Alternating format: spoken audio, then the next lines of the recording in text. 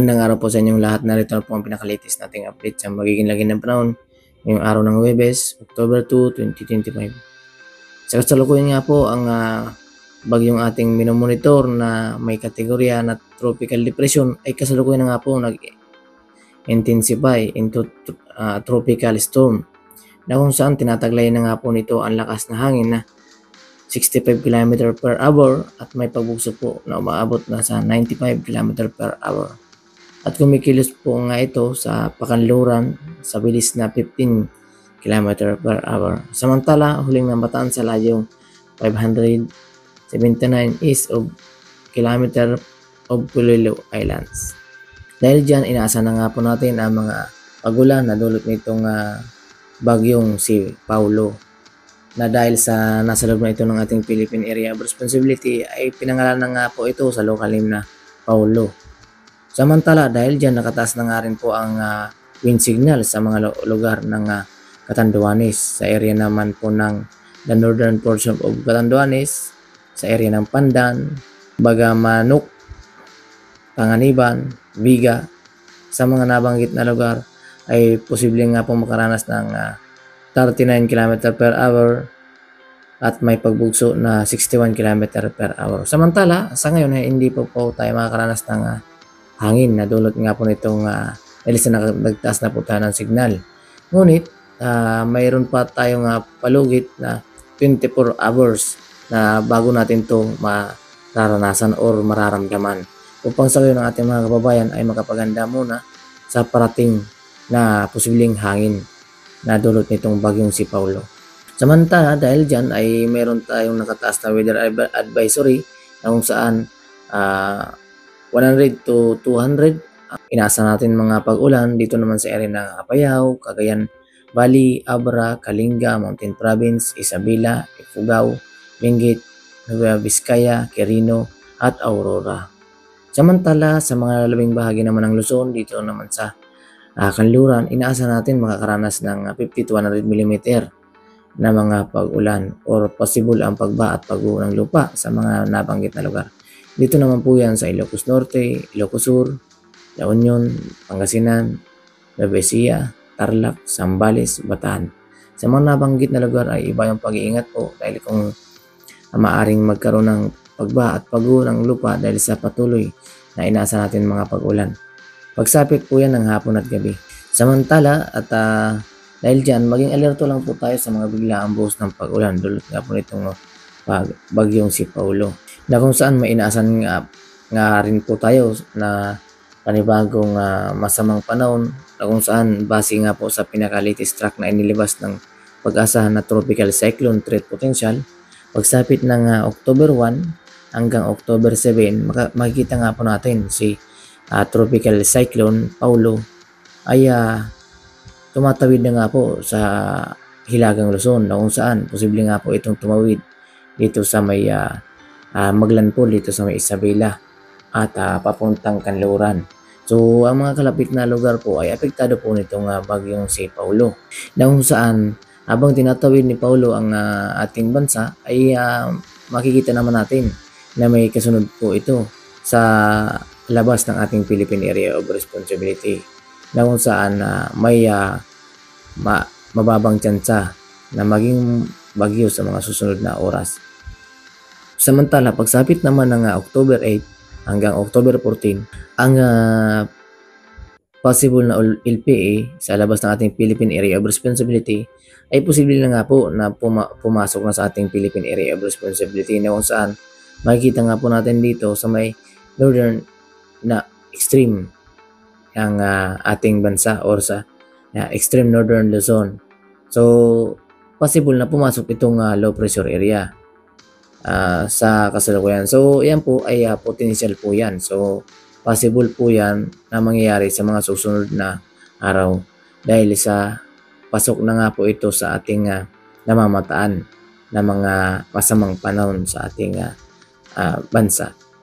Kaya po bilang paghahanda ay sana at makapaghanda na po tayo bago pa man dumating itong masamang panahon o pagbuo ng mga panibagong sama ng panahon. Kaya po maging alerto lang po tayo sa magiging update at sa ilalabas po naming ulat panahon patungkol nga po dito sa masamang panahon na dahil sa epekto ng bagyong si Paulo ay asahan na po natin na maulan na panahon o maulap na papurin at mga kalat-kilat sa ating bansa dahil po yan sa paglapit ng si bagyong Paulo. So para naman sa maging lagi nating panahon sa Luzon ay asahan po natin makaranas na po tayo ng bagyang maulap na papurin at mga kalat-kilat na pagulan. Nadulot nga po nitong paglapit itong si bagyong Paulo na may kategorya na nga po ito na tropical storm. So possible pa po yan na ma-itaas po natin sa signal number 2 sa mga susunod na oras. Kaya mag-antabay lang po tayo sa ilalabas po namin update patungkol po dito sa bagyong si Paulo. So inaasahan po nga natin na mas lalakas pa ito. So bago ito maglandfall dito sa ating kalupaan na posible pa nga itong umabot sa severe tropical storm. So pag severe na po tayo ay posible na nga po yan ang pagtaas ng signal number 3 sa mga posibleng daanan ng sentro ng bagyong si Paulo. So ang mga kalapit na lugar po niyan, so nakataas din po ang signal number 2 hanggang sa signal number 1. So maging antabay lang po tayo at maging updated. So base nga po sa pinaka-latest track na inilabas ng Pag-asa dito sa bagyong si Paulo, ay makikita nga po natin na dito sa may loob ng ating Philippine Area of Responsibility, dito nga po siya naging tropical depression. Samantala sa mga susunod na araw o mga kasalukuyan nga po ngayon ay nasa tropical storm na nga po siya. So posible pa nga po itong mag-intensify into severe tropical storm bago po ito maglandfall or tumawid sa kalupaan ng Luzon. So makita nga po natin yan. So kapag nasa labas na or nasa kanluran na ng ating bansa itong si Paulo na may kategorya na nga po ngayon na tropical storm, posible pang lumakas ito na posible pang pumasok sa typhoon category na kung saan po nakataas po ang signal number 4 sa mga apektado pang lugar or mas malapit pang area dito sa may kanluran. So posible po kung ito ay lumakas sa may kanluran, posible po ang nakataas na signal number 4 ay nasa Ilocos region at La Union at sa mga malapit po dito sa area. So yan pong mga area na yan, posible may mga wind signal po yan. So apektado po yan ng malakas na hangin. Dahil po ang inasa natin sa typhoon category ay umabot po yan sa 120 km per hour na sustained wind po yan. So mas higit pa po yan kasi yung mga pagbuso niyan umabot sa 150 km per hour. Ang pagbuso mayroon siyang sustained wind na 120 at may pagbuso na 155. Ganyan po yung mga inaasahan po natin na hangin po yan. So kung dadaanan po kayo ng sentro niyan, posible ganyan po ang inyong mararanasan na hangin. So halintulad po natin yan sa sasakyan na may bilis na 120 km per hour and then tatama sa atin sa kabahayan. So ganon po yung kalakas po. Kaya ating pagandaan dahil malakas po itong si bagyong Paulo. Kaya manatiling ang maging alerto at updated po sa mga bagong ulat panahon namin ilalabas. At para naman sa maging lagi ng ating panahon, asahan po ang mga kalat-kalat na paulan dulot ng bagyong si Paulo. At posible na nga po tayo makaranas dito sa may silangang bahagi ng ating bansa ng mga tuloy-tuloy na paulan lalo sa area ng Aurora, Quirino, Isabela at Cagayan. Kabilang na rin po dito sa may area ng Polillo Islands na kung saan mas malapit din po dito sa may Polillo Islands ang bagyong si Paulo. So ayan po, maging alerto lang po. Kaya kung lalabas kayo ng inyong bahay ay uliin pa rin magdala ng panangga sa ulan at sa matinding sikat ng araw sa malalabing bahagi ng ating bansa. Samantala, para naman sa maging lagay ng panahon dito sa may Visayas ay asahan pa rin po na may mga asahan pa rin tayong mga pag-ulan. Dulot nga po nitong trap or extension ng bagyong si Paulo, lalo na dito sa may area ng silangang bahagi ng ating bansa, lalo na dito sa may area ng Northern Samar, Eastern Samar, Biliran, Leyte. Sa mga lugar pong yan ay maging alerto lang po tayo. So mas malapit po yan sa may silangang bahagi ng ating bansa or sa may silangang pa po yan ng ating bansa. So dahil po sa trap or extension ng mga cloud cluster at kung tayo ay matapatan ay posible po ang mga pag-ulan na kung maaari ay posible po itong umabot sa tagal na 1 hanggang 2 oras na possible ang localized flooding. So maging alerto lang po tayo at sa mga langing bagay ng ating bansa, ay asahan pa rin po yan na kung makakaranas man tayo ng mga aliwalas na panahon, ay asahan pa rin po ang pag makakaranas din tayo ng maulap na paparin dahil sa mayroon po tayong bagyo. Hindi na po low pressure, bagyo na po ang ating binabantayan. So, para naman sa maging lagay ng ating panahon dito sa may Mindanao, ay asahan po natin din. Makakaranas pa rin tayo ng bagyang maliwalas na panahon sa umaga, pagsapit ng hapon at gabi, dahil sa mayroon tayong mga sterlis na nakaka-apekto pa rin sa may silangan ng ating bansa, asahan pa rin po ang mga kalat-kalat na pagulan. So, kaya po ang aming parala, maging alerto at updated lang po kayo upang malaman po ninyo ang mga susunod nating ulat panahon.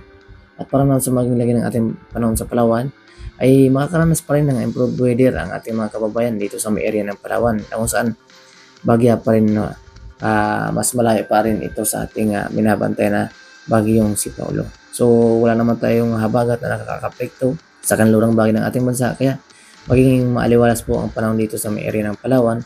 Ngunit dahil sa mayroon pa rin tayong easterlies na patuloy na umiral at nakakapekto sa ating bansa, ay posible pa rin ang mga isolated o mga pulong-pulong pag-ulan pagsapit po ng hapon at gabi, na kung saan mas mataas na po ang temperatura o init ng panahon. So para naman sa maging lagay ng ating panahon sa karagatan, wala po tayong nakataas na gill warning sa kahit anong baybay ng ating karagatan, ngunit iba yung pag-iingat pa rin po sa mga nais pumanaw para na rin sa ating kaligtasan, na kung saan nga po mayroon tayong minomonitor na bagyo sa may silangan ng ating bansa na kahit anumang oras maaaring magbago, na posible pa nga itong lumapit. So magpapatas po ito ng alon ng ating karagatan, na kung saan may dala itong mga localized thunderstorm, na kung saan yung thunderstorm pong yan ay siya nagdudulot na magpagpapataas ng alon ng ating karagatan. So inaasahan din ng ating storm surge o yung pagdaluyong sa may dalampasigan ng ating mga baybayin, na kung saan posible pa nga ang pagtaas ng alon. So mas mapanganib po yan sa mga kababayan natin malalapit sa baybayin ng ating karagatan or sa may malapit sa ilog, maging alerto lang din po. At yun nga po ang pinaka-latest nating update sa magiging lagi ng ating plan ngayong araw. At para sa mga latest update, huwag kalimutang mag-subscribe at ma-notify po kayo sa mga bago nating ulat panahon. Thank you so much and God bless us all guys. Ingat. Bye for now.